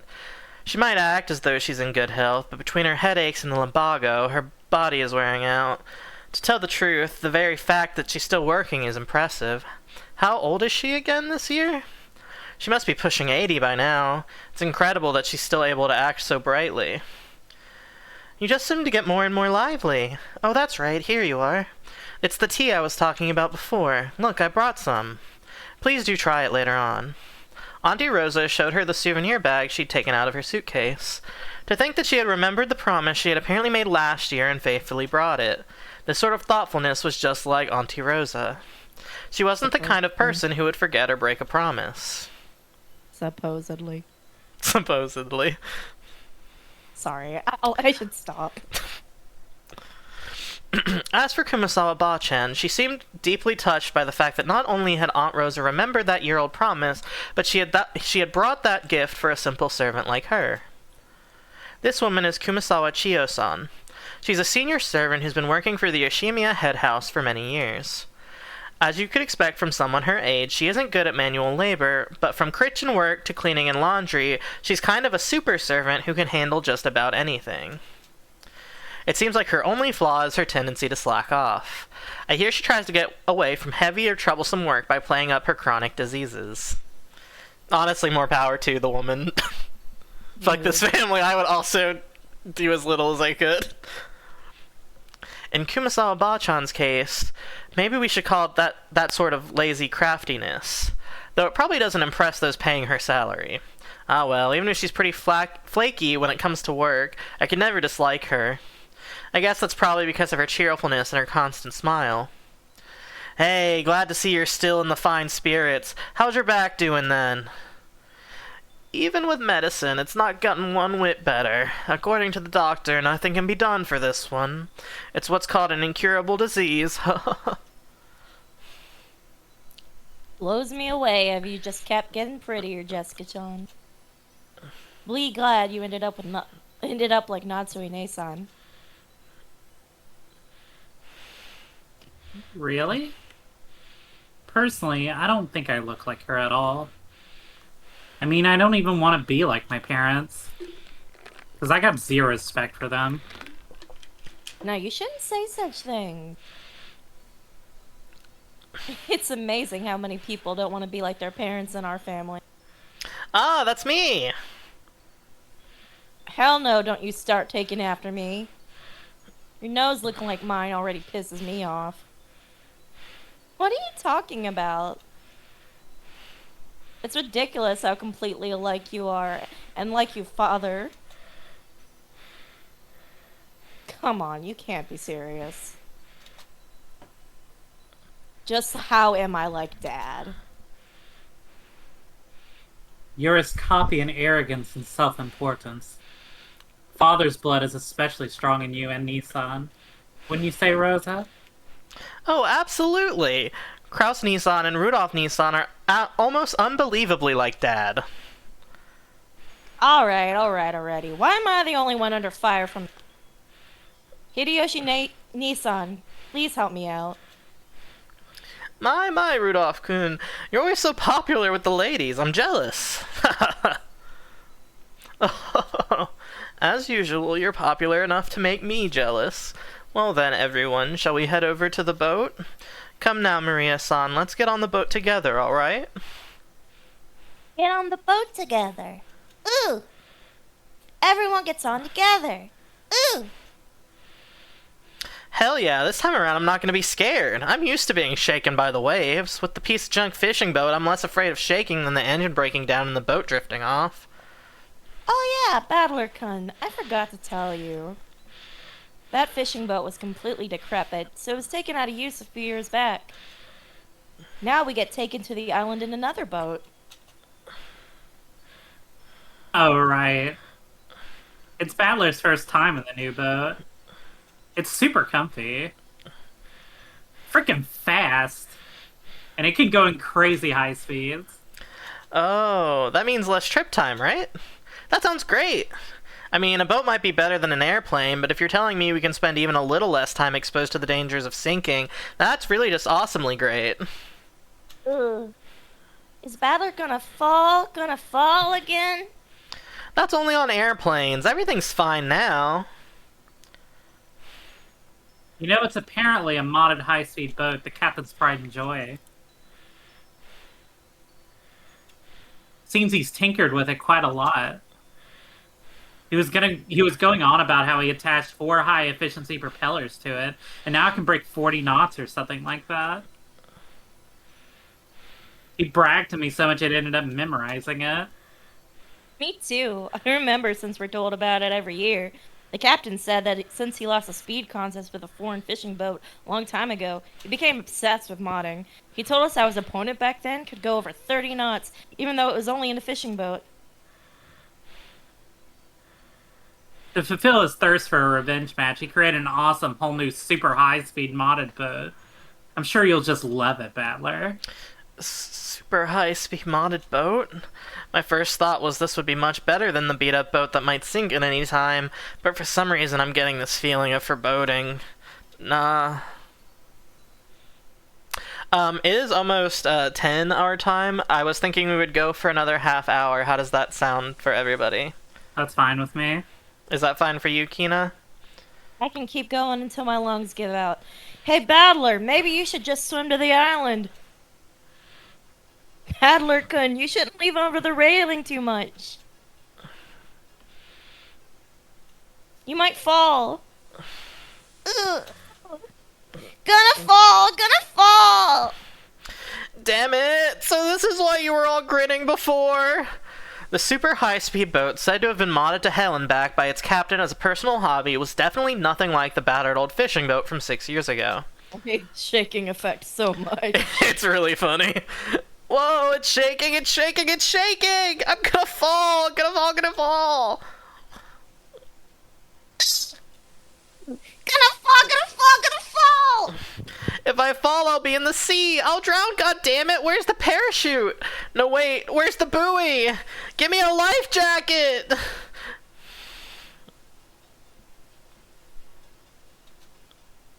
What the hell, Battler? What was that supposed to be?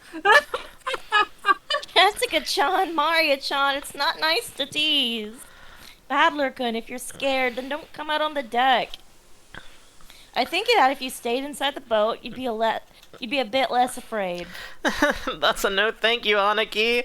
Shipwreck victims are always the ones inside the boat. The survivors are usually those on deck during the accidents. So I'm staying right here. But it's shaking. I'm falling. Whoa. Shaking, falling. You guys are right, she is autistic. I told you. Maria, I told you to behave yourself. But Battler-kun, it looks like you really can't handle it. I'll go tell the captain to slow down for you. Whoa, Auntie Rose, thank you! Even on the sea, exercise safe driving, reduce speeds, point and call! He's me. He's me for real, for real. Don't do that, Rosa. Ordeals are necessary for the young. Right, Battler-kun? You can conquer this much, no problem at all, right?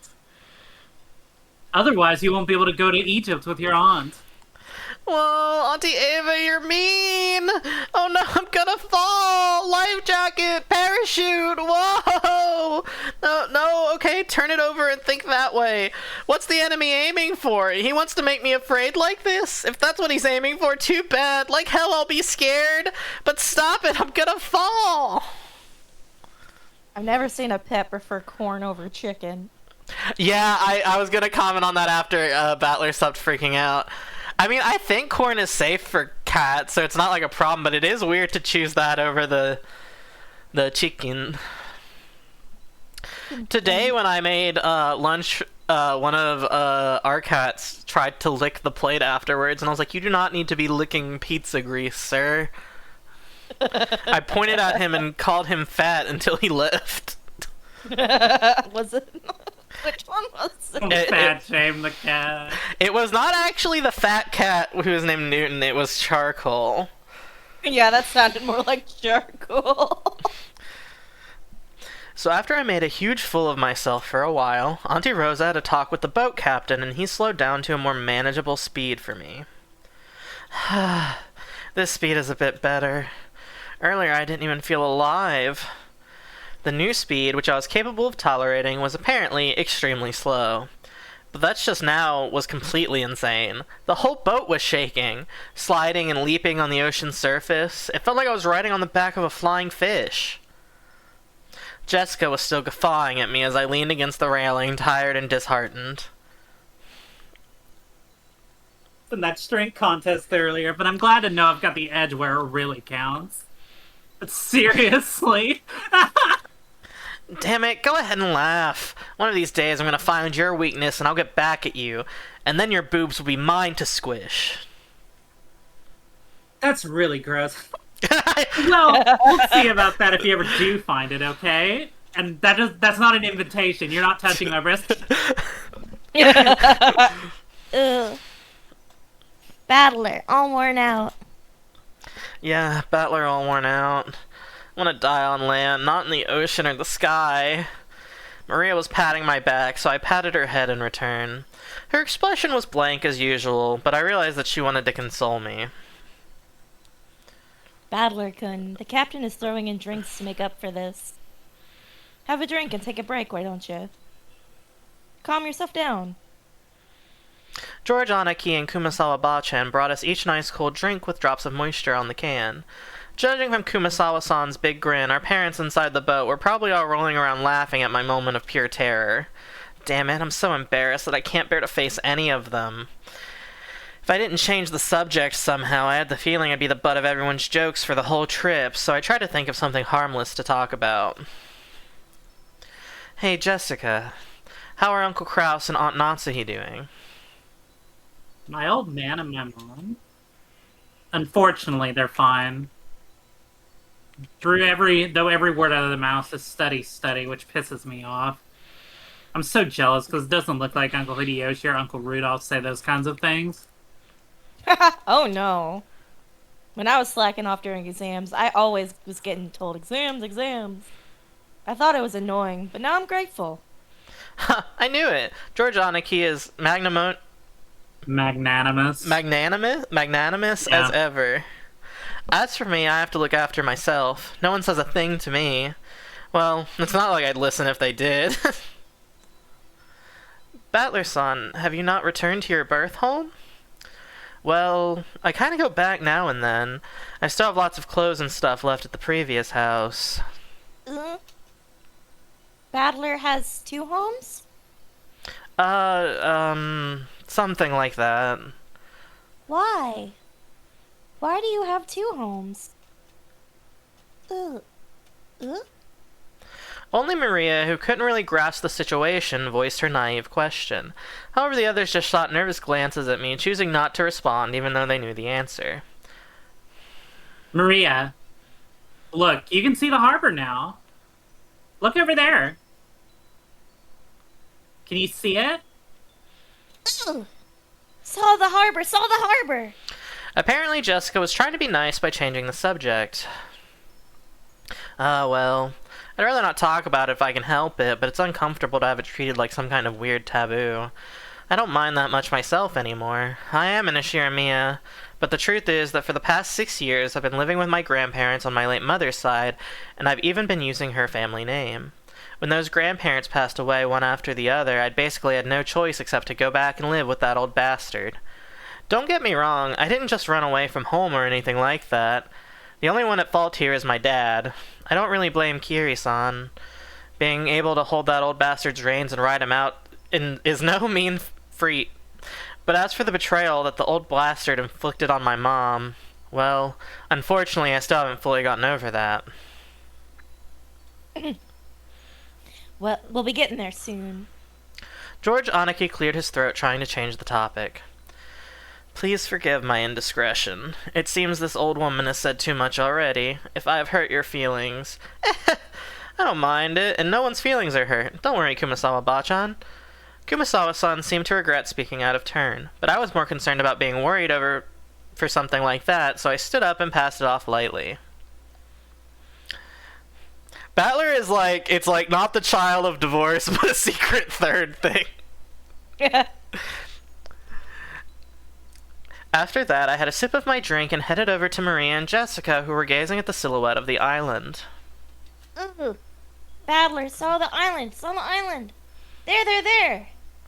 Ooh. Where is it? Oh, I see it now. Even after 6 years, the island hasn't changed a bit. The small island silhouetted in front of us has gotten pretty close. The island's name is Rakenjima. It's a small island about 10 kilometers around, located in the Izu archipelago. Since they call this archipelago the Uzu Seven, lots of people think there are 7 islands, but that's not true. There are actually more than 7. Rokkenjima is one of the minor islands that don't get counted. Even considering that, there are probably very few people who know about this island. After all, only the people of the Ashirmiya family come to this island. In other words, it has no ties whatsoever to outsiders or tourists.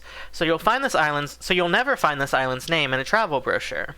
This is because all of Rokkenjima is an estate possessed by the Ashirmiya head house.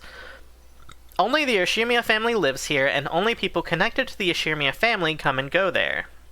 There's nothing there except a harbor and a mansion. The vast majority of the island is still just uncultivated forest. Such a waste when it could be made into a nice golf course. However, when you realize that the entire coastline is private beach, it starts to sound pretty magnificent. You might have realized it by now, but to put it simply, well, the Ashirmiya family is just rolling in dough. The fortune possessed by the head house is apparently vast, and Dad and the others who make up the branch families have built up plenty of wealth for themselves, finding success in their respective businesses. I've been living a commoner's life at my grandparents' home these 6 years, so I'd completely forgotten. But the old bastard's house is really elegant, and everything about it is tuned to match the snobbish taste of the annoyingly rich. Come to think of it, I guess that means George Aniki, Jessica, Maria, and I are all wealthy, high-class gentlemen and ladies. Needless to say, none of us feel that way at all. I don't see myself as being rich, and George Aniki, who takes self-discipline very seriously, doesn't let himself get too comfortable.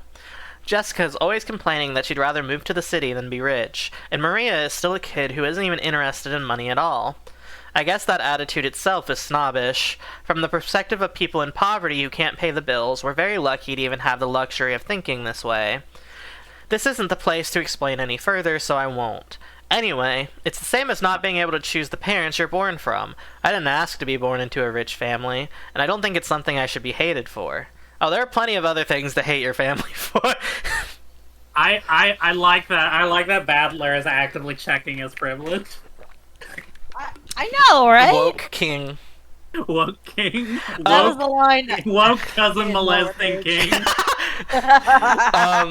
Fun fact about this game, I don't know if you guys saw the checking if your Steam library is woke thing recently. Yeah. Well, this game is half woke, but one of the reasons is, and this is kind of a spoiler, promotes transgender ideology, but unsure if anti or pro. Hilarious. How could you read an anti? I don't know, but hilarious nonetheless. And very funny to me. Here. It can be pretty trying when people are prejudiced against you because you're rich, refuse to judge you by your merits. As I pondered these sentimental thoughts, Maria leaned over the railing and started shouting.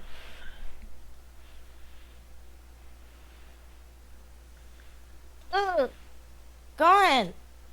What's wrong, Maria? Did you drop something? Gone, gone. Ooh. Maria kept yelling, "Gone, gone." From her words alone, you would think she perhaps dropped something, but she was actually pointing out over the ocean as she shouted. What's wrong? What's gone? I'll look for it too if you want. What is it? If she dropped something, she would probably have looked down at the floor, but Maria was pointing out over the ocean. One would assume that she had seen something out over the ocean, but she kept saying that something was gone. Strange. However, since my last memories of this place came from 6 years ago, I was able to spot it before Aniki, who comes here every year. Huh?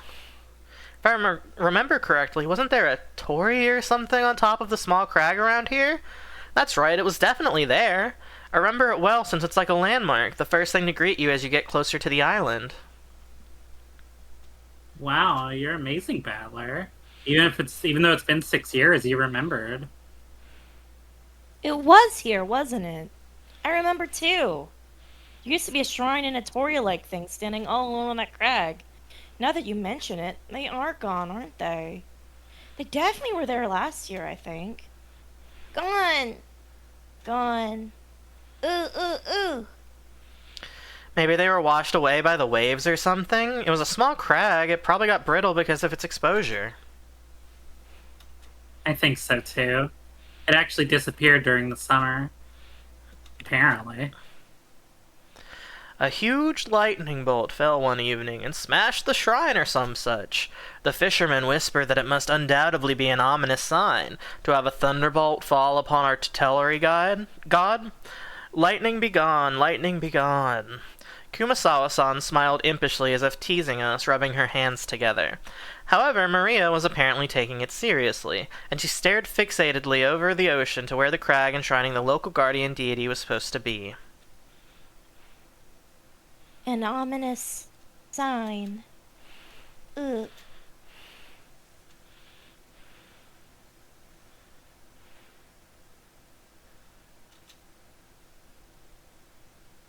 Kara.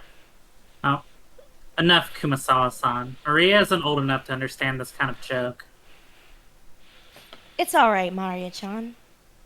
It's just a coincidence. Nothing scary is gonna happen. George Aniki put a hand on Maria's shoulder to calm her down, but Maria's sharp-eyed expression didn't budge. Ominous. Ominous. Maria muttered that word over and over. Apparently, repeating a single word over and over is a habit that Maria's had for a long time.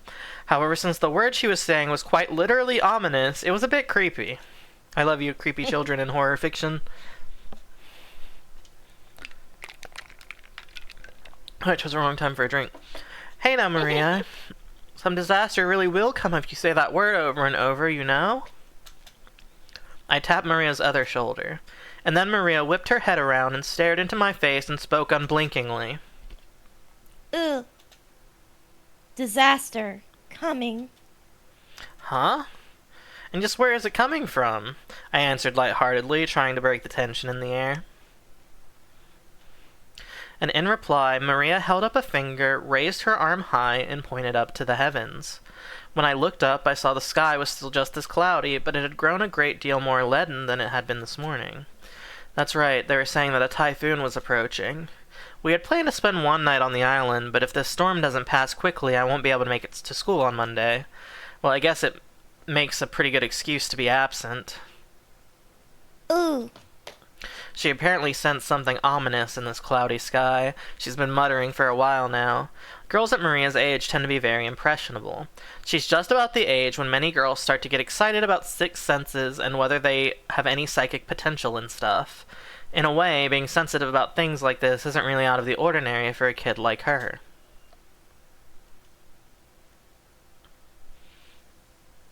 It's alright, Maria-chan. The weather might get worse around tonight, but tomorrow it'll clear up and become a pretty blue sky. Ooh.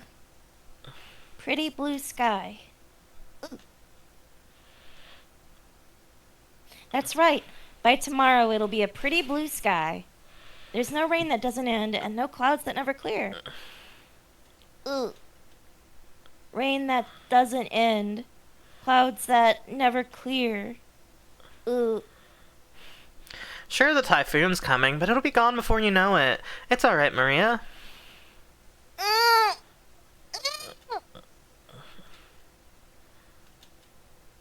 Maria started yelling, ooh. It looked as though she was having a tantrum because no one could understand what she was trying to say. What in the world is Maria trying so desperately to warn us about? Unable to understand her, we could do nothing but feel a vague sense of foreboding. I've heard that everyone can feel the supernatural, but that it weakens as you age. That might mean that Maria, the youngest one of us all, still possessed some kind of sense that the rest of us had lost. I wonder if that sense is sending her a warning. At that moment, Kumasawa-san quietly opened her mouth. Rumor has it that long ago Rakenjima was... Kumasawa-san. Let's not talk about that now. Just as Kumasawa-san was about to tell some kind of story, Jessica sharply interrupted her. For Jessica, this was an extremely firm reaction. I wanted to push her further just out of simple curiosity, but judging by how Jessica was acting, it wasn't difficult to imagine that it would simply inflame Maria's unease further. If I did try to press her for the story, the odds were pretty good that it wouldn't be anything bright and cheery. I do apologize about that. The wind here is hard to bear for the elderly, so if you wouldn't excuse me for now... Gossipers have no reason to hang around after they've been told to stop chatting, and Kumasawa-san finally realized that she'd overstepped her bounds. She went back inside the boat. After she left, Uncle Hideyoshi came along to replace her. Since he'd shown up partway through, he completely failed to notice the complicated atmosphere that rung about the scene. So he refreshingly and unwittingly swept that atmosphere aside. So in the end, it was his unwittingness that brightened the mood. Looks like we're almost there. Alright, just a little more. Took forever at the speed we went today, didn't it? You all know whose fault that is. Oh, Uncle Hideyoshi, give me a break already! Keep on twisting the knife. Seriously, cause of Battler, it's taking forever. Ugh. Maria had probably come to the conclusion that no one was going to listen to her. She hung her head, wearing a fretful face. As she did, George Aniki crouched down to meet her eyes and spoke to her kindly. Maria-chan, there's nothing to be afraid of. Because we're all together. There's nothing to be afraid of if we're together. Go ahead and say it. Ooh. There's nothing to be afraid of if we're together. Yes. There's nothing to be afraid of if we're together. Yeah, George Aniki knows what he's talking about. If we're all together, there'll be absolutely nothing at all to be scared of. Right, Jessica? Yeah, no doubt about that. George Nissan, always tell the truth, Maria. Ooh. Always tells the truth. Ah. George Oni-chan, always true. Yes. I don't lie. So trust me. There's nothing to be afraid of if we're all together. Ooh. George Oni-chan doesn't lie. I trust you. There's nothing to be afraid of if we're all together. Ooh, not afraid! Maria jumped into George Aniki's arms and hugged him tightly. His music is so cute. Yeah. It sounds like Chrono Cross music. I've never played Chrono Cross. After Aniki patted her head, she jumped away again. Her facial expression had returned so completely normal that she looked like a totally different person from moments before. She was once again the ordinary Maria. Ooh. There's nothing to be afraid of anymore, 'cause we're all together. Ooh. Ooh. Yeah, that's it. You look all better now. You're strong, Maria. Good girl. Ooh. I'm a good girl. Hey, now, what's going on here? Maria-chan didn't get seasick, did she? Does this translation leave out that Maria speaks about herself in the third person? I guess so. I used the default English one. Huh. Steam one had it in. I have heard the Umineko project translation is a little different, though. Oh, that Oh, might be... it's not like that's a huge deal, though. I could maybe try to change it to the witch hunt. Hold on. No, I don't care. It's not a big deal. This translation is perfectly valid. I just was like, when do I get to say Mario over and over? But we're not doing that today, and that's okay. Okay. That's what's annoying for most people. Well, something like that. We'll be arriving soon. The harbor was already drawing near.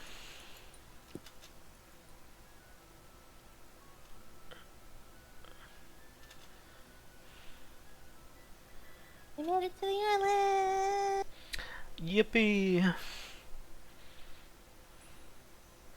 Oh, I got a trophy. The boat gave a big shudder. Seams were docked at the harbor. The boat driver came out and jumped to the pier with the mooring rope. A large man in a tuxedo was waiting there for us with a warm, smiling face.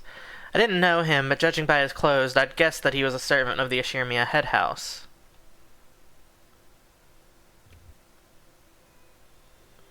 Okay, this is one of my characters. Yep. Yeah, give me a description for this guy. Butler. He used to work in a hotel. He's kind of uptight. He's built like a linebacker. I don't know if that's helpful, but I think they say that at some point. He's a chef. Okay. Welcome home, my lady. You were quite late, and I began to worry.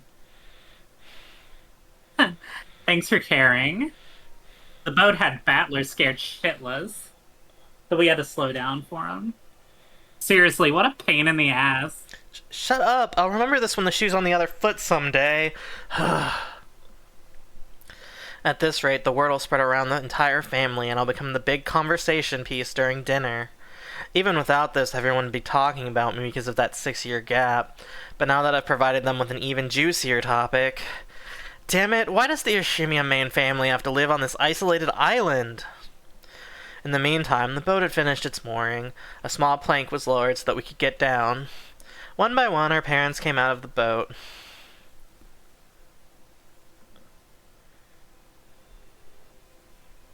Kara. You must all be quite tired from your long trip. Madame, please allow me to assist you. Thanks. It's been a while, Goda-san. How are you? Thank you for your concern. It is always my pleasure to serve.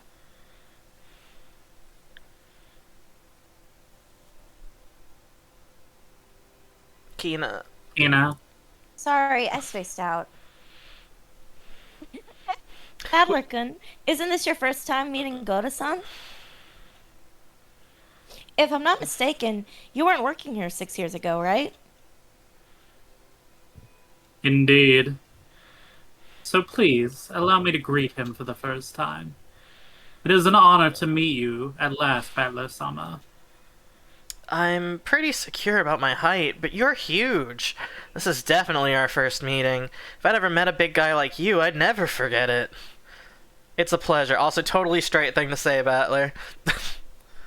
I'm Battler. Whoa, bro. You're huge. Yeah. How'd you get them gains? I've been doing steroids. I've been doing mail order steroids. Your return has been keenly anticipated, sir. I have been working for the Yoshimiya head house since the year before last. My name is Goda, your servant. It is a pleasure to make your acquaintance. If there is anything you need, please feel free to rely on me. Kina. Goda-san, it's been some time. It has been too long, George-sama. Please allow me to assist you. As usual, you're a reception pro. If you ever need a job, just give me a holler, okay? I'd hire you just like that. You do me too much honor. Please allow me to assist you, Hideyoshi-sama. Goda-san then lent a hand to everyone as they disembarked, greeting them as they passed. His speech and mannerisms had the refined polish of a professional. He was very graceful in contrast with his initially rough-looking appearance. His large size made him seem a bit scary at first, but he was much more polite than my first impression of him had led me to believe. He claimed to have served on the island for 2 years, but he had doubtlessly worked a similar job somewhere before. After everybody disembarked, the mooring rope was untied and the boat started to steer away from the harbor. It was probably returning to its home port of Nijima. The captain waved his hand in farewell. Maria conscientiously waved back. I just realized why something's been feeling out of place to me. I can't hear the cries of the seagulls. Seagulls? The birds? I remember that whenever we came to this island, the seagulls always welcomed us with their lively nya-nya cries. And because of that, whenever I hear the cries of the seagulls in any other place, I get the feeling that I've come to a family conference. Except for the small part of the island where those of the Yoshimiya head house live, Rockinjima had been left uncultivated, apparently transforming it into a paradise for wild birds. Seemingly, some cliff face or other had become home to a huge seagull colony, and so this island was always full of them. Since those seagulls didn't come to greet us, I felt a bit lonely. What's wrong, Battler-kun? Oh, Auntie Rosa. Nah, it's nothing really. I was just saying I can't hear the seagulls, so it kind of feels a bit lonely. Oh, you're right. They're always so lively, but I can't see hide nor hair of one today. Why no seagulls? Maybe it's because the seagulls are having a gathering somewhere too. Maria, did you want to see the seagulls? Ooh, wanted to. What happened for them all to disappear? Maybe Jessica made all of them into shish kebabs and ate them. Ooh. The hell? Don't say disturbing stuff like that. You'll get Maria all confused. Ooh, ooh, ooh. Jessica and Nachon made them into shish kebabs. Made them into shish kebabs. Ooh. I did not. I did not. Why the hell would I do something like that? That's right. That's right. Jessica made him into shish kebabs. Skin and meatballs, liver and onion. Swimming meat dolls. Liver and onion. Ooh, ooh, ooh. As I made fun of Jessica, Maria tagged along looking like she was having fun. Oh, she really knows how to join in with things. Alright then, starting today I'll make you my #1 follower. As I smiled at her, she beamed back overjoyed, I guess happy for this little bit of solidarity. Jessica looks so mad. That's not it, Maria-chan. I've heard that wild birds are attuned to changes in the weather and atmospheric pressure. And it looks like the weather will get up worse around tonight. It's possible they hurried back to their nest. Ooh. Not kebabs? Jessica Onechan didn't make them into kebabs. I did not. I did not. I told you I wouldn't do stuff like that. Alright, Battler, you admit right now that you lied. Battler-kun, Maria-chan is a naive girl, so she takes even jokes seriously. You should choose your jokes more carefully. George Aniki gently scolded me. Even though I outstripped Aniki in height, he still commands respect as my elder. No choice but to obediently apologize. Hey... My bad, my bad. Maria, that just now was a joke. It's just today the seagulls are all quiet in their nests. Battler lie? George Onechan true? I was having fun, but you were actually just tricking me. Her pure eyes seemed to accuse me. Maybe I went a little overboard with her after all. Yeah, that's right, that's right. What George Aniki said is true. The weather is bad, so they probably just went home for today. It doesn't mean they're gone, does it? Right, Auntie? That's right. Tomorrow when the weather gets better, I'm sure they'll come back and let you hear their meow meow cries. Ooh. I'll wait for the weather to get better so they come back. Wait for tomorrow. Wait for the weather to get better. Ooh, ooh. Maria's mood lightened and she started looking forward to tomorrow when the seagulls would come back and fill the skies. Still, George Aniki really is amazing at taking care of kids. I think I remember Aniki taking good care of me as well when I was a brat 6 years ago. Aniki might have quite some talent for this kind of thing. George-kun, you're so amazing at taking care of kids. I think you could work in childcare. Yeah, it's like you were born to do that. To me, that seems more you than doing business in some company president office. Oh no. Childcare is a very respectable job of its own. It's not something you can do merely by liking children. You're truly modest, George-kun. But Battler-kun, you're quite good with children too, you know? Earlier, even it was just for a time, Maria seemed to be having a lot of fun. Keep on playing with her like you did just now. Just choose the jokes carefully, though, alright? Auntie Rosa winked at me, giggling a little. A real mother, I thought to myself. Looks directly into the camera, like I'm on The Office. Who's happy that Maria looks like she's having fun. Come on, Rosa. And you brats too. What the hell are you doing? Get a move on. Alright, we're coming. The old bastard was beckoning us to hurry up. We'd better get moving. It's not like it'd be too late to have the same discussion after we got our luggage in our rooms.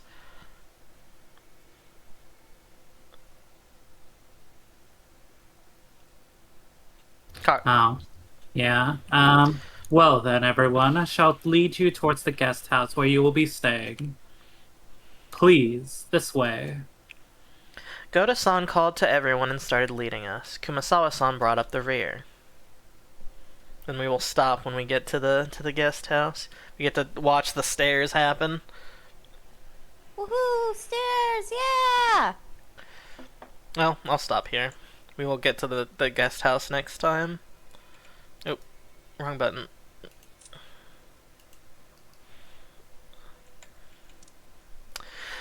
Well, I would like to thank everybody for coming out. I would like to thank Kara and Keena Reed for joining me. I had a lot of fun. I was very nervous about this stream, but I had fun, and I hope that we can do this again maybe next week. Yes, I'm really excited to keep going. Does anyone have anything they would like to say before I end the stream?